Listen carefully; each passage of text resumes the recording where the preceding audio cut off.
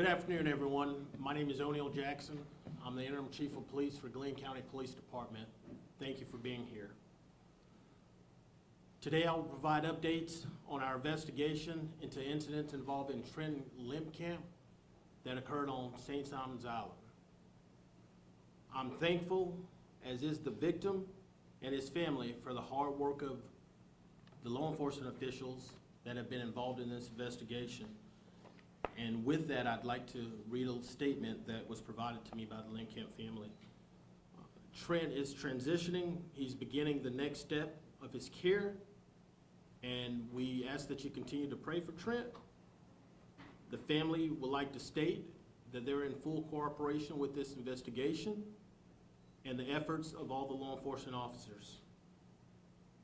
They want justice for Trent, and hopefully be able to prevent this from happening to anyone else in the future. The investigators that have been involved in this incident have been working very diligently on collecting evidence, interviewing subjects, and at this point in time, we've identified all individuals that were involved in the video as well as the photograph of the victim sitting in the chair. That took a lot of time. We've collected a lot of evidence that the Georgia Bureau of Investigation is going to be helping us analyze. We've also looked at other aspects of this case. As of today, investigators with the Glenn County Police Department and the Georgia Bureau of Investigations continue to look into social media posts that have been supplied to the office. While we do appreciate the information provided by this source, there has been some misinformation that is spread via this medium as well, some of which to include the misidentification of individuals that were not involved in this incident, which has affected many families here in our local community. The misinformation that's provided via social media can hamper an investigation because we will follow up on every lead that we receive, no matter where it comes from, which means that the investigator is drawn from other assignments of critical information of importance to this investigation to further it by following false leads. Like I said earlier, currently forensic analysis is being conducted on the devices collected, as well as information that we received from search warrants. That information, as well as evidence, is being sent off to be analyzed by the GBI lab. This isn't going to be an overnight investigation. The incident occurred on Tuesday. It was reported to us, and here we are over a week later, and we're still investigating. If we could just make a case off of one single photo or one single video without getting any other type of evidence, then that would not be that would not be a thorough investigation. And in this investigation, we owe it to this victim and to his family to make sure we get it right. If a picture could say 1,000 words, then the 1,000 words that picture would say was, that's a horrible incident that occurred, what that victim went through. We can't rush to judgment. We have to take our time on this, and that's what we're doing. In our society, we should have a zero tolerance for bullying and the mistreatment of others. That goes for any student, that goes for any parent, that goes for any adult. And all I could ask is that when you see something, you have to say something. A lot of this incident was revealed via social media.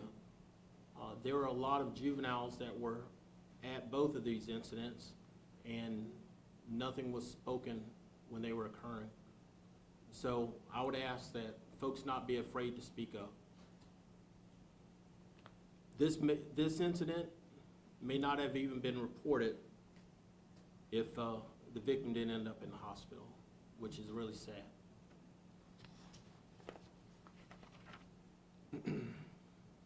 I want to thank all of our law enforcement partners that have assisted us in this matter today.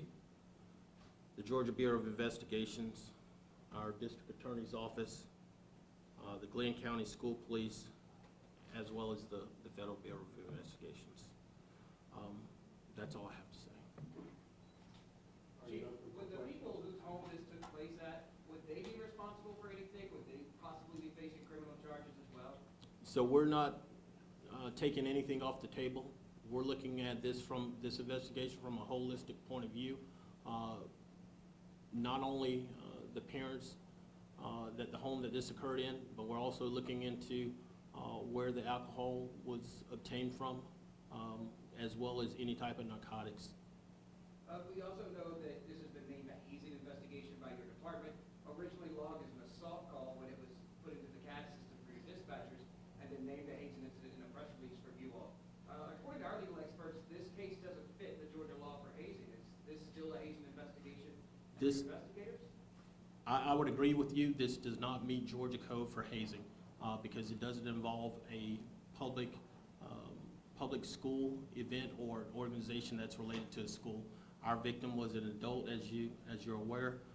The individuals that are involved in this, other individuals that are involved in this thing are juveniles, so it would not rise to that definition. I agree. And do you see yourself, the agency, arresting this, or do you believe that this will be a case presented to the grand jury? We're going to collect the facts. That's our job. After we collect all the facts, then we'll consult with the district attorney's office, and we'll allow him to make that determination. Have you had other calls to that house previously before this? Any sort of other incidents? No incidents of this magnitude or of this nature. We had a total of about 10 calls, I believe it was, from August or September of 2022 until a couple of days after the event. A lot of the calls that we had there revolved around or centered after this incident of officers going by doing neighborhood patrols and things of that sort. Chief, was there a parent home while the drinking was taking place? We're still investigating where we are on that. There have been a number of threats that have been issued to there's been a list of families that may or may not be involved in this, not officially confirmed. I understand there have been some threats towards members of those families. Is that also being investigated? We are going to look into that. Before I came into, I am aware of other folks that are misidentified that had nothing to do with this investigation. We will be looking into that if they make a complaint to our office. Have you all looked further into the police report states that his father, Trent's father, told police that Trent had been at the hospital prior to that incident for a laceration over his eye and some other concerns that he had. Is that something that you all are taking part in this investigation as well? We're looking at the whole combination of things, not just the incident with him sitting in the chair or the incident where he's being water hose is being used on him. But one of the things that we have to do is go back and re-interview our victim, right? We just recently had an opportunity to interview him for the first time back on Sunday. At that point in time, obviously, he was still being treated at a hospital. So we need to go back and re-interview him. Chief, that picture of him in the chair and the video of him being hosed, are those two separate nights? That is correct. And the video of him being hosed, is that the night that the dad mentioned that he came home with A-Go spray paint WD-40 on him in the police report? I don't know if we've nailed that part down, but we have confirmed that those were two different nights or two different incidents. Chief, this is happening in your community. The fact that it is so raw and I guess has so many people upset just seeing this, hearing what happened as a member of this community, not just the police chief. What do you say to people who are looking now at Glenn County from across the country and saying, look what happened there? It's a sad and misfortunate event. I want the rest of America, if you will, and from across the pond to understand that we, the citizens of Glenn County, are mostly very good people, hardworking people. This is an isolated incident, and don't judge Glenn County by one group of juvenile teens. You said you identified all the individuals involved in the video and photos. How many individuals have you identified? What's that number? So in the hosing incident, water hose incident, I believe there were 11 juveniles. In the second incident, there were 9 juveniles. Obviously, in, what do you call it? Some of those are duplicates, or some of the individuals were at both incidents. Are there any possible charges that they could face as of now? We're still working through that. As of those people you identified, the 11 and the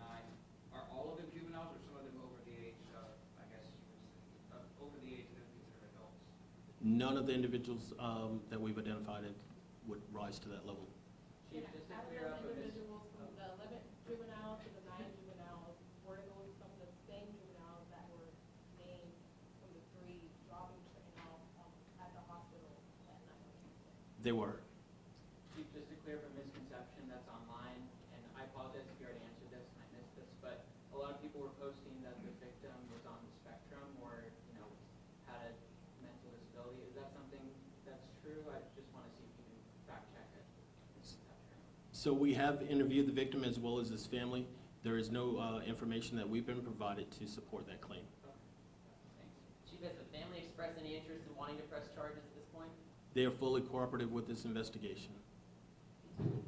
What are some of the charges? If they were to charge, what would they look like? What would they be charged with if this investigation continues to get to that point? I don't want to speculate on that. I want the facts to point where the facts show, and in consultation with the district attorney's office, we'll determine where we have enough probable cause to support a charge that's not only chargeable, but it's also prosecutable and it's winnable.